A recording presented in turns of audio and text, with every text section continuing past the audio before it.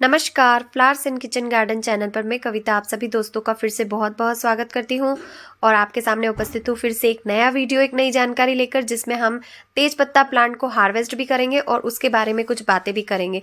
कुछ ऐसी सीक्रेट जानकारी मैं इस तेज पत्ता प्लांट से रिलेटेड आपके साथ शेयर करने वाली हूँ जो शायद आपको पता नहीं होगी। तो वीडियो को शुरू करने से पहले आपसे एक छोटी सी रिक्वेस्ट है कि अगर मेरे चैनल पर नए हैं तो इसे सब्सक्राइब कर लीजिए और बेल आइकन ऑल पे प्रेस कर लीजिए ताकि आगे आने वाली मेरी जो वीडियोस है वो आप तक डायरेक्टली पहुंचती रहे। तो सबसे पहले तेज पत्ता प्लांट की लीव्स को हार्वेस्ट कर लेते हैं और उसी से रिलेटेड मैं आपको कुछ टिप्स भी यहाँ पर दे देती हूँ किस तरीके के लीव्स को आपको हार्वेस्ट करना है। तो देखिए यहाँ पर न्यू ग्रोथ स्टार्ट हो गई है, तो आपको न्यू ग्रोथ को बिल्कुल भी हाथ नहीं लगाना है। ये जो मैच्योर लीव्स हैं डार्क ग्रीन कलर की, आपको इसे हार्वेस्ट करना है। यही आपके किचन के यूज़ के लिए यूज़फुल रहेंगी। तो जो डार्क ग्रीन कलर की लीव्स है वो सारी निकाल लेते हैं। अब इसके बाद हमें क्या करना है कि जितनी भी डार्क ग्रीन कलर की जो लीव्स हैं इनको आपको शेड एरिया में सुखाना है। जी हाँ, रात की हवा भी इसे नहीं लगनी चाहिए, यानी कि जो रात की ओस होती है नाइट में वो नहीं लगना चाहिए, और दोपहर की धूप भी इन पत्तों को हार्वेस्ट करने के बाद नहीं लगनी चाहिए। इसे आप शेड एरिया में ही सुखाएं, ठीक है, हवादार जगह पे।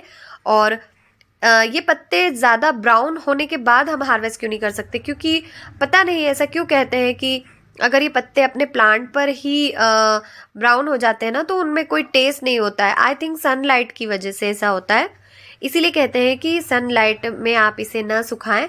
जो शेड एरिया होता है ना वहाँ पर आप इसे किसी भी बर्तन में लेकर के सुखा सकते हैं। उसके बाद आप अपने किचन में पॉलीथीन में पैक करके और किचन यूज़ के लिए यूज़ में ले सकते हैं। तो जो प्लांट पर ही लीव्स ब्राउन हो जाती है ना उनमें ज़्यादा खुशबू नहीं होती है, और जो आप ये ग्रीन जो लीव्स हैं इनको हार्वेस्ट करके और आप अपने किचन में यूज़ करेंगे ना तो जो शेड एरिया में सूखी हुई लीव्स होती हैं और जो ग्रीन होती है तो उनमें थोड़ी स्मेल और बहुत ही अच्छा टेस्ट होता है, तो वो आपके खाने के स्वाद को बढ़ाता है। इसीलिए इन्हें शेडी एरिया में सुखाना चाहिए, ना कि सनलाइट में।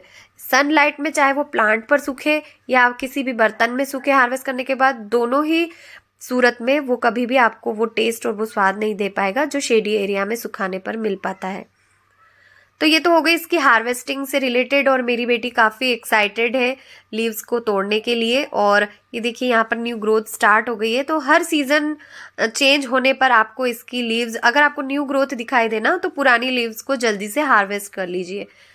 आपको इस प्लांट को कब लगाना है, आप इस प्लांट को बारिश में लाके लगाएंगे तो ज़्यादा बेस्ट रहेगा। जून जुलाई में जब बारिश शुरू हो जाती है उस समय क्या होता है ना कि जैसे ही जून जुलाई अगस्त सितंबर होता है प्लांट सेट हो जाता है बारिश की जो ठंडक होती है उससे, और जब विंटर आता है तो विंटर में काफ़ी अच्छी ग्रोथ करता है।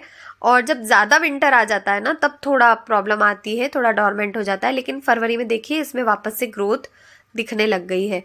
तो बारिश में पौधे अच्छे सेट हो जाते हैं, तो बारिश में लाके लगाइए आप। अगर आप मध्य प्रदेश से हैं तो बारिश में आप पौधे ला करके लगाइए, उससे आपके प्लांट अच्छे से सेट हो जाएंगे और किसी भी सीज़न में सरवाइव करने के लिए तैयार भी हो जाएंगे। अब हम इसकी मिट्टी की बात करते हैं, तो मिट्टी बिल्कुल पोरस चाहिए इसे, क्योंकि ये एक पहाड़ी एरिया का प्लांट है, यानी कि ऐसा नहीं है कि ठंडे इलाके वाला, जैसे चेन्नई वगैरह और साउथ इंडिया की तरफ ये प्लांट जंगलों में काफ़ी पाए जाते हैं। तो आप उसी तरह इमेजिन कीजिए कि पहाड़ों पर ये पौधे उगते हैं, तो इनको किस तरीके की, पहाड़ों की मिट्टी पोरस होती है, तो पोरस मिट्टी में ही आपको इसको लगाना है, जिसमें आप पानी डालें तो पानी नीचे से गमले में से बहकर निकल जाए। अगर आपने ज़मीन में लगाया है तो ड्रेनेज सिस्टम की कोई ज़रूरत ही नहीं है, काफ़ी अच्छे तरीके से चलेगा। अब इसकी फर्टिलाइज़र की बात करते हैं, तो जब आप गमले में लगा देते हैं या कहीं पर भी गार्डन में लगा देते हैं तो उसके ठीक 15 दिन बाद इसमें आप कोई भी काउडंग कंपोस्ट या किचन कंपोस्ट या वर्मी कंपोस्ट, कुछ भी कंपोस्ट दे सकते हैं। ये बड़ी आसानी से ग्रोथ कर जाता है। आप इसमें, मैं जो मेरे पूरे गार्डन में ठंड में लिक्विड फर्टिलाइज़र देती हूँ मैं वही दे रही थी, और ये अच्छे से ग्रो कर रहा है, कोई प्रॉब्लम वाली बात नहीं है। अलग से कोई फर्टिलाइज़र आपको इसको देने की ज़रूरत नहीं है, ज़्यादा फर्टिलाइज़र भी ये नहीं मांगता है, क्योंकि इसमें ज़्यादा फ्लावरिंग हमें चाहिए नहीं, हमें सिर्फ लीव्स चाहिए, तो सिर्फ नाइट्रोजन रिच फर्टिलाइज़र भी आप देंगे ना तो ठीक रहेगा। लेकिन हाँ, अगर प्लांट में ग्रोथ नहीं हो रही है तो आपको एसिडिक सॉइल इसकी बनानी होगी, और थोड़ा सा आप ह्यूमिक एसिड किसी भी सीजन चेंज होने पर दे सकते हैं, वो भी जब प्लांट में ग्रोथ ना दिख रही हो। तो मेरे प्लांट में ग्रोथ दिख रही है और ये लीजिए मैंने सब हार्वेस्ट कर लिए हैं। जो न्यू लीव्स है वो मैंने छोड़ दी है और जो पुरानी लीव्स थी वो सारी ले ली है और काफ़ी लीव्स मुझे मिल गई है। मेरा पूरा 1 साल का किचन का जो तेज पत्ता का यूज़ करने का है, जितना भी मुझे चाहिए उससे तो कहीं ज़्यादा मुझे लीव्स मिल गई है। तो एक प्लांट जो केवल मुझे 50 या 60 रुपीज़ में पड़ा है, वो मुझे पूरे साल भर का तेज पत्ता का मसाला रेडी करके दे रहा है, तो ये मेरे लिए बहुत अच्छी बात है। इसके बाद इसके इंसेक्ट की बात करते हैं, इसके ऊपर कौन सा कीड़ा लग सकता है। तो वाइट फ्लाइज मैंने इसके ऊपर लगी हुई देखी है। तो आप इस प्लांट को शावरिंग करते रहें और शावरिंग करने पर भी अगर वो नहीं जा रहा है तो नीम ऑयल आप स्प्रे कर सकते हैं।